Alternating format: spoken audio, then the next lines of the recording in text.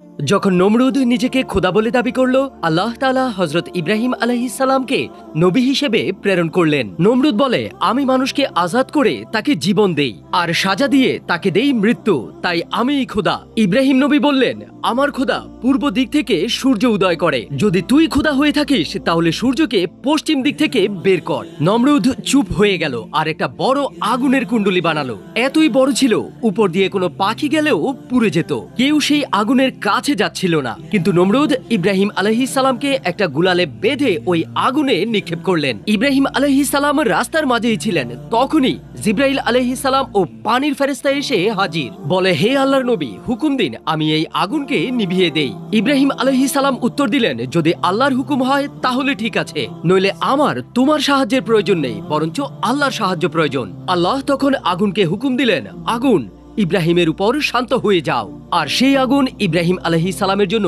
ফুলের বাগান হয়ে গিয়েছিল। সুবহানাল্লাহ।